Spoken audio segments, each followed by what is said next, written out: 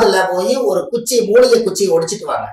ஒடிச்சிட்டு வந்து மஞ்சள் நல்லா தேய்ச்சி அதுக்கு ஒரு பொட்டு சந்தனம் வச்சு ஒரு குங்குமம் எல்லாம் வச்சு அதுக்கு ஒரு சாம்பிராணி புகை காமிச்சு நீங்க தொழில் செய்யற இடத்துல பூஜையில வைங்க, இல்லாட்டி கல்லாப்பெட்டியில வைங்க.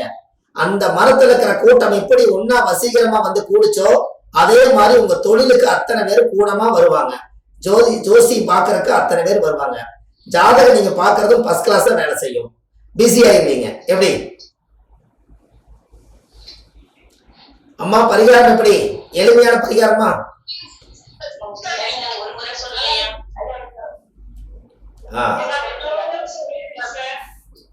இன்னொரு முறை சொல்லணுமாமா? இன்னொரு முறை சொல்றதா?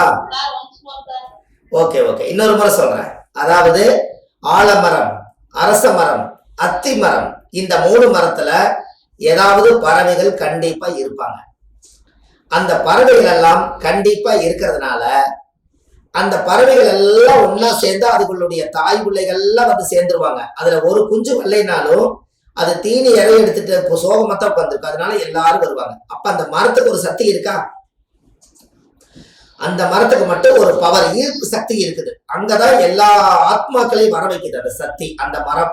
அது ஒரு புண்ணியம் பண்ண மரமா போச்சு. பெரிய சித்தர்கள், முனிவர்கள், ரிஷிமார்கள், யோகிகள் எல்லாம் இந்த பறவைகள் எல்லாம் யாருன்னு கேட்டீங்கன்னா நம்மளை போல மனிதர்கள் தான். போன பிறவியில அவங்க ஏதோ ஒரு பறவையுடைய தவம் வாங்கினதுனாலதான் அந்த ஆத்மாக்கள் எல்லாம் பறவையா இருக்காங்க. அப்ப அங்க இத்தனை குருவிகளும் அது முன்னோர்களுடைய ஆத்மா தான். அவங்க எல்லாம் ஒரு மரத்துல தங்கியிருக்காங்க. அந்த மரத்துல போய் உங்களோட பிறந்த திதி எது வருகிறதோ அந்த திதி அன்னைக்கு போய் கிழக்க பார்த்த செடியா இருக்கணும், கிழக்க பார்த்த மூலிகை தலையா இருக்கணும். பாத்துக்கோங்க, நீங்க நல்லா யோசிக்கணும். சூரிய ஒளி எங்க படும்? கிழக்க உதிக்கும். அப்ப கிழக்க பார்த்து வாதுல ஒரு குச்சிய ஒடிக்கணும், தலையோட ஒடிச்சிட்டு வாங்க. எந்த மரம்? ஆலமரம், அரச மரம், அத்தி மரம். இந்த அத்தி மரம் ஏன் இதை சொல்றேன் அப்படின்னா, அத்திப்பழம்ங்கிறது சாமியை பாலாலயம் பண்ணும் போது இத்தனை 400-500 வருஷமா பூஜை பண்ணின சக்தி எல்லாம் அத்தி கட்டையில தான் இறக்கி வச்சு பாலாலயம் பண்ணுவாங்க. உங்களுக்கு தெரியும் இல்லையா? கும்பாபிஷேகம் பண்ணும் போது. அப்போ அந்த அத்தி மரத்துல இருந்து அரச மரம், ஆலமரம். அதனாலதான் ஆள் போல் தலைச்சு அருகபோல் வேரூன்றின்னு சொன்னாங்க. அதனால அரசன் என்பது அரசனா வாழ்வாராம். இந்த 3 மரமே ரொம்ப ரொம்ப ராஜ தந்திரமான மரம், ராஜ மூலிகை. இதுல ஏதாவது ஒரு குச்சியை ஒடிச்சிட்டு வந்து அதை நீங்க தண்ணியில கழுவி அதுக்கு மஞ்சள் தேசு, அதுக்கு பொட்டு சந்தனம், குங்குமம் எல்லாம் வச்சு சாம்பிராணி புகை காமிச்சு சூரியன்கிட்ட காமிச்சு அதை கொண்டு போய் நிறைய என்னுடைய ஜாதகம் பார்க்குற இடத்துல, நான் தொழில் செய்யக்கூடிய இடத்துல, இன்னமும் ஜாதகம் பார்க்காதவங்க ஒரு ஹோட்டல் தொழில் செய்யலாம், யாராவது ஸ்கூல் வச்சு நடத்தலாம், இல்ல ஒரு கேண்டீன் வச்சிருக்கலாம், மெஸ்ஸு இந்த மாதிரி வச்சிருக்கலாம், ஒரு சாதாரண குடிசை தொழில்காரன் கூட இருக்கலாம். யாரு வேணாலும் இதை வச்சு கும்பிட்டாங்கன்னா அந்த ஈர்ப்பு சக்தி அந்த மூலிகைக்கு இருக்கிறதுனால நீங்க எப்போ பார்க்குற ரெகுலரா வர்றதை விட 10 பேர் சேர்ந்து வருவாங்க. இந்த மூலிகை பிரமாதமா பயன்படுத்துங்க. உங்க வாழ்க்கையில அடுத்த லெவலுக்கு வந்துருவீங்க. எப்படிங்கம்மா?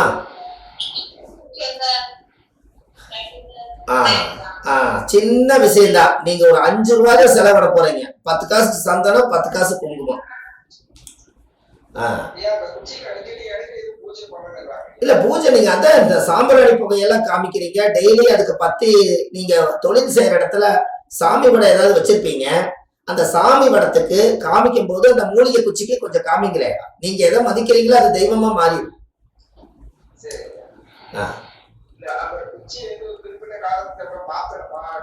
ஆமா ஆமா, ஒரு வருஷம் வைங்க, அப்புறம் நதியில விட்டுருங்க. இன்னொரு வருஷம் போய் கிழக்க போறதை எடுத்துருவாங்க. பவர் குறையும் இல்லையா? அது மாதிரி பண்ண சரிங்களா ஐயா? அப்போ அந்த காலத்துல சொல்லுவாங்க பனை 1000 பறவை 1000. பறவை கொல்லாம இருந்தா அதுக்கு ஆயுள் ஆண்டவன் ரொம்ப எச்சா கொடுத்துக்கிறானா. அதனால பறவை 1000, பனை 1000, பறவை 1000. பனைமரத்தை அறுக்காம இருந்தீங்கன்னா 1000 வருஷம் உயிரோட வாழுமா. பறவை கொல்லாம இருந்தீங்கன்னா மூலிகை தான் சாப்பிடுது, நோய் இல்லாம வாழுமா. காலையில் அதுவே எக்ஸசைஸ் பண்ணிக்குது. அப்பேற்பட்ட சக்தி வாய்ந்த உட்கார்ந்த மரமே நம்மளை ஒரு நிலையா உட்கார வைக்கும். அதுக்கு தான் அந்த மூலிகை பரிகாரம். சரிங்களா ஐயா? சரி, நீங்க யாரோ 2-3 பேர் மீட்டு போடாம இருக்கிறதுனால உங்ககிட்ட ஒரு விஷயம் சொல்றேன். குருவாயூர்ல போய் குழந்தைக்கு சோறு விட்டுறாங்களே, அது என்ன காரணம் அப்படின்னு யாரா சொல்ல முடியுமா? குழந்தை பிறந்தா முதல்ல சாப்பிடறதுக்காக குருவாயூர் கோயில போய் சோறு விட்டுறாங்க. அது என்ன லாஜிக்னு சொல்லுவீங்களா? யாரோ ஒருத்தர் 2 பேர் சொல்லுங்கம்மா, எல்லாரும் இல்ல. அம்மா தெரிஞ்சவங்க. ஓகே ஓகே சரி, ரொம்ப சந்தோஷம். நான் ஒன்று சொல்றேன். அதாவது குருவாயூர்ல போய் குழந்தைக்கு ஏன் முதல் சோறு சொல்லுங்க.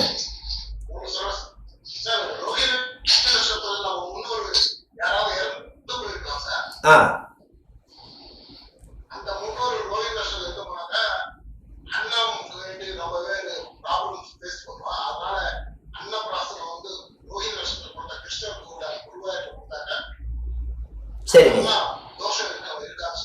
ரொம்ப சந்தோஷம். ஐயாவுக்கு தெரிஞ்ச கருத்து, அருமையான கருத்து, நல்லா சொன்னார். அதாவது ஐயா என்ன சொல்றாருன்னா, அந்த ரோகிணி நட்சத்திர கிருஷ்ணருடைய அவதாரத்துல தான் அந்த ஒரு பவர் நடந்திருக்குதுன்னு சொல்றாங்க. இப்போ உங்களுக்கு ஒரு விஷயம் சொல்றேன்.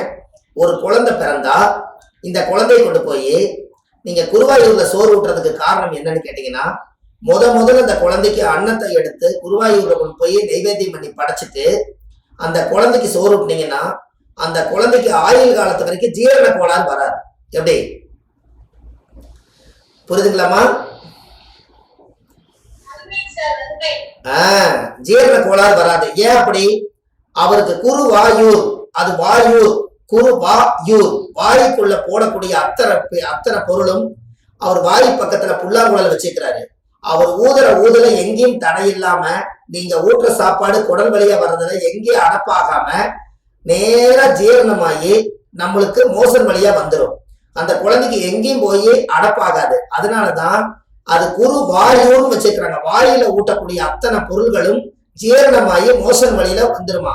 அதுக்கு முதல்ல அன்னத்தருத்தனம் வராம அந்த குழந்தைக்கு ஆயுள் முழுவதும் ஜீரண கோளாறு இல்லாம நல்லபடியா நடக்கணுங்கிறதுக்காக ஒரு விண் காந்த சக்தி அங்க இருக்கிறதுனாலையும் புல்லாங்குழல் வச்சு அவர் ஊதி தடையை நீக்கிறதுனாலையும் ஜீரண கோளாறு குழந்தைகளுக்கு வராதுங்கிறதுக்காகத்தான் குருவாயூர்ல போய் முதல்ல குழந்தைக்கு சோறு ஊட்டுறாங்க. எப்படி அம்மா? எப்படி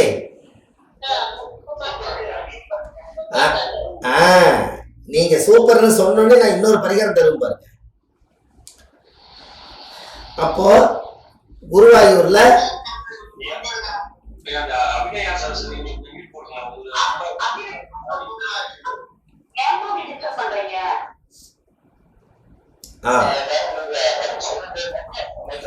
சரி சரி சரி ஓகே ஐயா, வந்துடலாம். அடுத்தது உங்களுக்கு பரிகாரம் அப்படியே லைனா வருதா? அம்மா உங்களுக்கு எல்லாத்துக்கும் லைனா பரிகாரம் கிடைச்சுக்கிட்டே இருக்கா? உங்களுக்கு ஏதாவது போர் அடிக்குதா ஐயா? உங்களுக்கு எல்லாம் யாராவது போர் அடிக்குதா?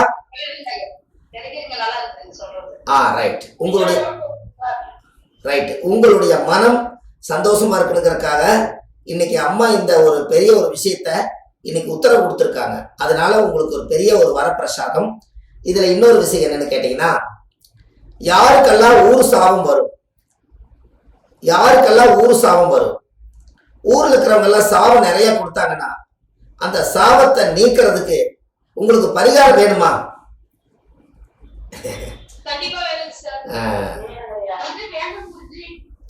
சந்தோஷம். உங்களுக்கு கொடுக்குற பாருங்க. யாருடைய ஜாதகத்தில எல்லாம் சனி செவ்வாய் சேர்க்கை இருக்குதோ அவங்களுக்கு போன பிறவியிலையும் இந்த பிறவியிலையும் ஊர் சாபம் அந்த குடும்பத்துல வரும். சனியும் செவ்வாயும் யாருடைய ஜாதகத்தில எல்லாம் சேர்ந்திருக்குதோ அவங்களுக்கு ஊர் சாபம் வரும். அப்போ அவங்களுக்கு ஊர் சாபம் வந்தா மனுஷன் பல்லு விஷம். இந்த சாபத்தால ஜாதகத்துல கிரகங்கள் சிலதால இயங்காம அந்த ஊர் சாபத்தினால அவர் ரொம்ப தாழ்மை அடைஞ்சு போயிடுவார். அதுக்கு ஒரு பரிகாரம் உங்களுக்கு சொல்றேன், நீங்க எழுதி வச்சுக்கோங்க. அந்த காலத்துல ஊர் சாபம் வர்றதுக்கு சண்டையே இல்லைனாலும் கூட ஊர் சாபம் எப்படி வந்துறீங்களா? ஊருக்கே ஒரு கிணறு தான் இருக்கும். எல்லாரும் அதுல போய்தான் சேர்ந்து தண்ணி எடுத்துட்டு வருவாங்க. கோபதாபத்துல அந்த கிணறு ஒருத்தர் மூடிடுவாரு, ஊரே சாபம் விடும். சண்டால இத்தனை பேர் தவிச்ச வயது தண்ணி குடிச்சோம், இன்னைக்கு இப்படி கொண்டு போய் இன்னைக்கு கிணத்தை மூடி போட்டாரு, இனி இவரெல்லாம் நல்லா இருப்பாரா இப்படின்னு அவங்க சாபம் கொடுத்தா அந்த குடும்பத்துல பிறந்த ரத்த உறவுகளுக்கும் கூட சாபம் வருமா. அப்போ இந்த பொதுவான மனிதர்கள், ஆதரவற்றவங்க, அனாதையா இருக்கிறவங்களை அடிச்சு போடுறதும், மனநல பாதிக்கப்படுறவங்களை அடிக்கிறதும், இதெல்லாம் ஊரே சேர்ந்து அப்பாவே அடிச்சு போட்டேன்னு ஊரே சாபம் கொடுக்குமா. இந்த மாதிரி ஒரு ஊர் சாபத்துக்கு உங்களுக்கு ஒரு அருமையான பரிகாரம் வேணுமா?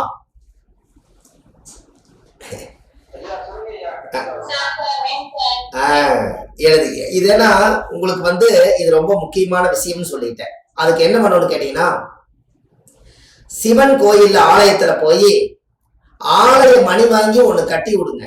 கட்டி விட்டு 108 தடவை நீங்க அடிச்சுட்டு விட்டுருங்க. ஊர் சாபம் உங்களை விட்டு நீங்கிடும். ஒரு சிவன் கோயில்ல அப்ப என்ன ஆகும்? சிவன் கோயில்ல போய் ஆலய மணி, ஒரு பெரிய மணி, ஒரு 5 கிலோ 10 கிலோவில் வாங்கி சிவனுக்கு பூஜை நடக்கும் போது அந்த மணி எடுத்து அலங்காரம் பண்ணும் போது அடிப்பாங்க.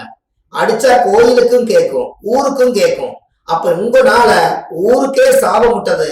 நீங்க ஆன்மீகமா ஒரு பூஜை நடக்குதுன்னு சொல்லி அவங்க எல்லாரும் அமைதியாகி கடவுளுக்கு பூஜை நடக்குதுன்னு எல்லாரும் கோயில சாமி கும்பிடுவாங்க. அப்ப நீங்க ஒரு ஆலய மணி வாங்கி கட்டினீங்கன்னா உங்க குடும்பத்துக்குள்ள ஊர் சாபம் அதோட நீங்கிடும். எப்படி பரிகாரம் சொல்லுங்க?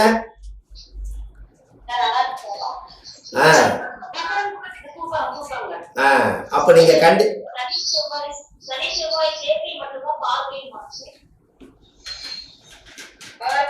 அம்மா பார்வைக்கு அதான் நம்ம வரும். அம்மா பார்வையும் அதான் வரும். நீங்க பார்வை சேர்க்கை இது ரெண்டும் சேர்ந்துக்கீங்க.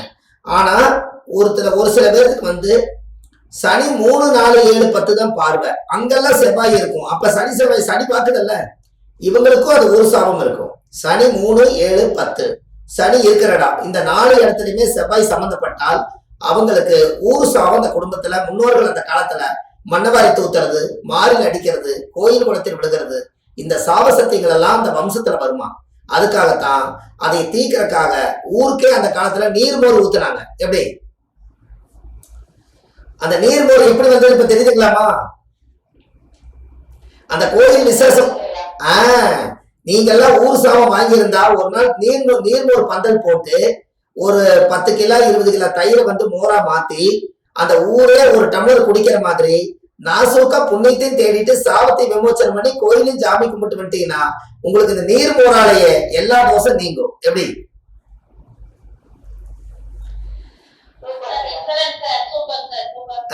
நீர்மோர் எப்படி வந்ததுன்னு தெரியுதுங்களா? இப்ப ஊருக்கே தண்ணி கொடுத்தாங்க. தண்ணி ஏன் கொடுக்குறீன்னு கேட்டா, நீ ஏதோ சதி பண்ணிக்கிறீன்னு சொல்லி தண்ணி குடிக்க மாட்டாங்களா? அதுக்காக என்ன பண்ணிட்டாங்க? கோயில் நோம்பி சாப்பிட்டோன்னே முதல்ல பந்தக்கால் போட்டு நீர்மோர்